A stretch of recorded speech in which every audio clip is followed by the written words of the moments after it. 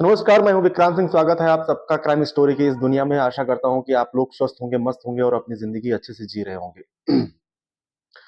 प्यार जुनून जब जिद बन जाता है तो उसे जिद नहीं कहते हैं, उसे कहते हैं पागलपन। ऐसी ही घटना निकल के आई है, एक कहानी निकल के आई है बिहार के बक्सर जिले से।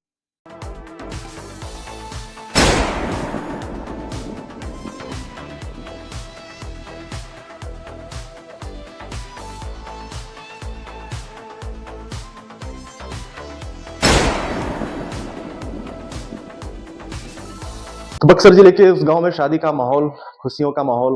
लोग खुशी से झूम रहे थे, डीजे बज रहा था, लड़की वाले के घर गाना बज रहा था, जयमाल की तैयारी हो रही थी, द्वार पूजा की तैयारी हो रही थी।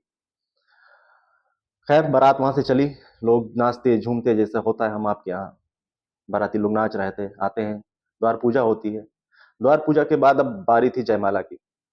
दूल्हा दुल्हन स्टेज पे आते हैं, एक दूसरे को वरमाला पहनाते हैं। लोग तालियां बजा रहे होते हैं, डीजे पे गाना बज रहा होता है। थोड़ा सा शोरगुल का माहौल था, डीजे की आवाज भी तेज थी, लोगों की तालियों की आवाज भी तेज थी। उसी बीच, उसी भीड़ में एक शख्स खड़ा होता है। उसके चेहरे पे गुस्सा होता है, चेहरा तमतमाया हुआ होता है, और वो आगे बढ़ता है। अपनी जेब से एक पिस्टल निकालता है और एक गोली मार देता है। गोली सीधे दुल्हन को जाके लगती है, दुल्हन वहीं गिर जाती है स्टेज पे ही। कुछ सेकंड तक तो लोग समझ नहीं पाए कि हुआ क्या है।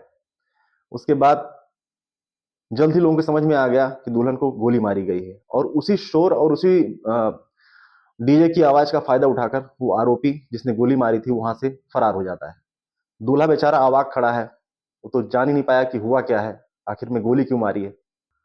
खैर, घर वाले दौड़ के आते हैं, दुल्हन को गाड़ी से हॉस्पिटल ले जाया जाता है। वहां पे प्राथमिक उपचार के बाद डॉक्टर लोग उसको आगे रेफर कर देते हैं हॉस्पिटल में, एक अच्छे हॉस्पिटल में, जहाँ बताया जा रहा है, खबर ये आ रही है कि दुल्हन की जो स्थिति है अभी स्थिर है। और उसके बाद पुलिस जाती है। पुलिस डॉक्टर से पूछती है कि क्या ये कुछ बोलने के लायक हैं, अभी स्टेटमेंट देने के लायक हैं। अभी पुलिस इतना कुछ कह ही रही होती है, फिर जो दुल्हन होती है, जो बेड पे लेटी होती है, वो इशारे से पुलिस वालों को अपने पास बुलाती है और अपना बयान देती है। वो कहती है, जिस शख्स ने हमें गोली मारी है वो कोई और नहीं, हमारा ही पड़ोसी, जिसका नाम है दीन बंधु। दीन बंधु का दीन बंधु नाम का वो शख्स जिसने हमें गोली मारी, वो हमारे पीछे बहुत दिन से पड़ा हुआ था। और इस शादी को लेकर, जब से हमारी शादी तय हुई थी, हमें बार बार धमकियां दे रहा था, हमारे पीछे पड़ा था, हमें रास्ते में रोक कर हमें बोलता था, ये शादी मत करो, मैं तुमसे प्यार करता हूँ और तुम मुझे से शादी करोगे, तुम मेरी हो। और ये भी कहता था कि तुम मेरी नहीं हो सकती तो किसी और की नहीं होने दूंगा। लेकिन उसको ये अंदाजा नहीं था कि बात इतनी बढ़ जाएगी। पुलिस उसका स्टेटमेंट रिकॉर्ड करती है और फिर उसके घर पे छापा मारती है, आरोपी के, दीन बंधु जो था है। दीन बंधु अपने घर से फरार है, उस वारदात के बाद से ही फरार चल रहा है। आरोपी और अपराध करने वाला कितना भी शातिर हो, लेकिन पुलिस के हत्थे से वो बच नहीं सकता है। आज नहीं तो कल वो पकड़ा ही जाएगा। पुलिस फिलहाल उसके पिता को उठाकर पूछताछ कर रही है, तो उम्मीद है जल्दी पकड़ा जाए वो। इधर बारात भी वापस चली गई। तो लड़के वालों से मैं अपनी तरफ से कहना चाहूंगा कि पहले पूरी घटना जान लें, कोई जरूरी नहीं लड़की की ही गलती हो। तो आप लोग आपस में एक बार बैठ के बात कर लीजिए।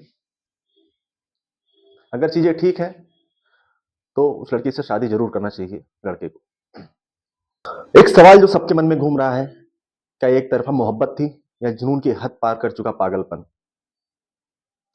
धन्यवाद, मिलते हैं आप लोगों को एक अगली कहानी के साथ कल। तब तक के लिए नमस्कार।